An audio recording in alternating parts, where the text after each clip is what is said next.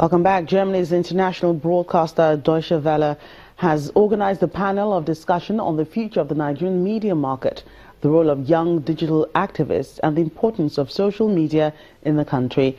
Some of the issues raised during the discussion is how bloggers can be more responsible in dishing out information to the public and ways they can maximize the use of social media to complement the traditional one. This comes as the information and communication industry is evolving at a very fast speed due to proliferation of smart mobile devices. Those that are interested in media, like media as integrated media, you have to find a way to use all the different platforms, including SMS. So social media has come to complement. And then I need to also add that one thing Channels TV has done extremely well is that evolution. They would have a program for 30 minutes, say a political program, and then they pick out certain things that were said and capture 2 minutes and put it on their YouTube pages.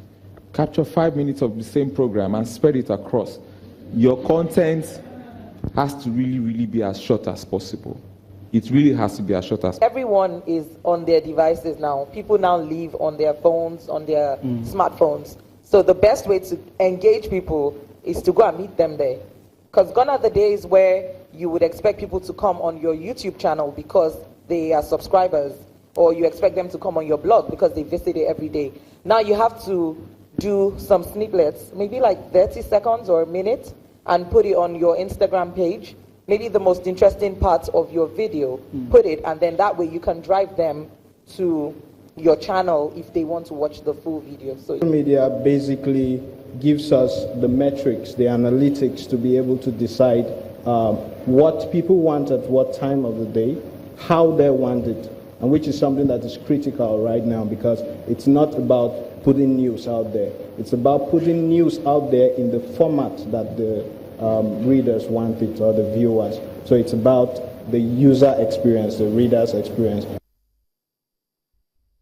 Well, the use of technology in education has evolved over the years in Nigeria.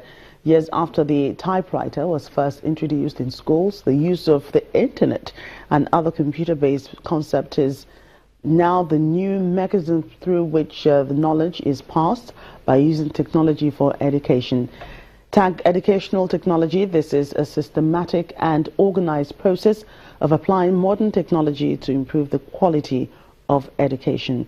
Now we're going to be talking more on this, and joining us on the program to further discuss EduTech, as it's called, is the Special Advisor on Education to the ECOWAS Youth Council President, Tosin Sanusi. You're welcome to Network Africa. How well will you rate the standard of educational technology in Nigeria, and do you think it's been applied sufficiently? Not enough.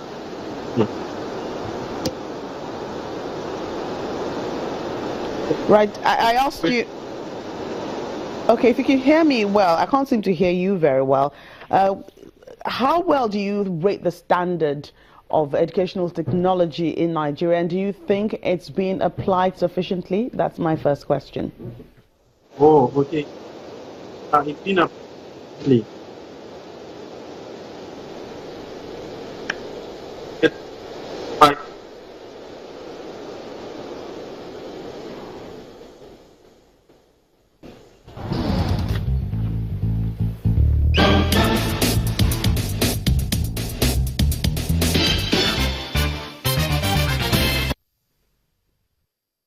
I would apologize for that. I think the weather is apparently affecting that connection there. But let's move on to something else, and we'll be talking about fashion now. Africa's fashion industry has caught the attention of the international designers and inspired catwalks in fashion capitals like Paris, Milan and New York. But that appreciation abroad and the creativity shown by designers from the continent is not enough to get the industry to a place where it can contribute towards economic growth and sustainability. A recent report by the Africa Development Bank says that potential is huge but remains mostly untapped. Take a look. The recently concluded Dakar Fashion Week celebrated 15 years since it first gave a platform for African designers to show their work to a global audience.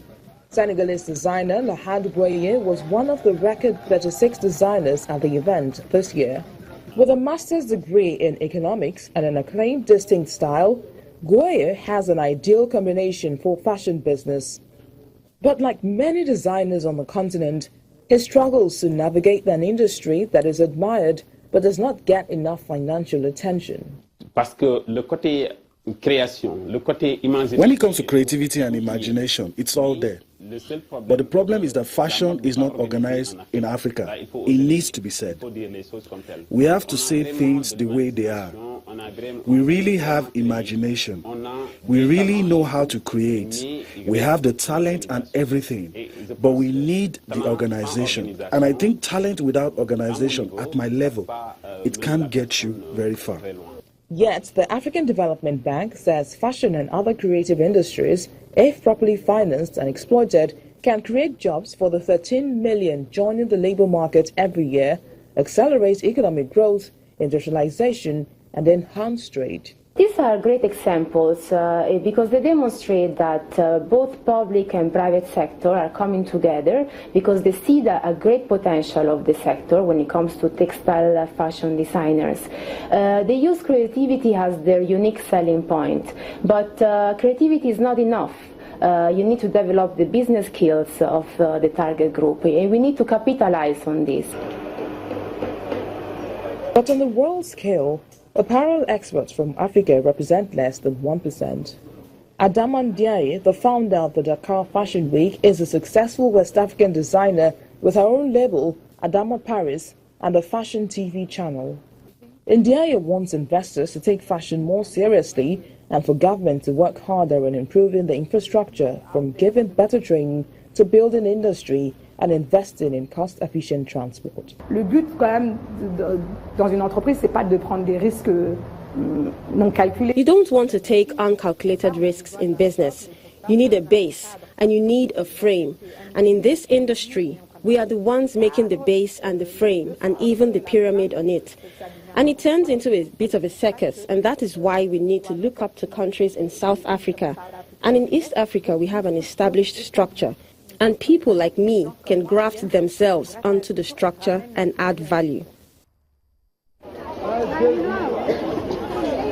There are also very few industrial spaces for the fashion designers to move out of the workshop into mass production. That's Network Africa. Thank you so much for watching. I'm Joker Rogers.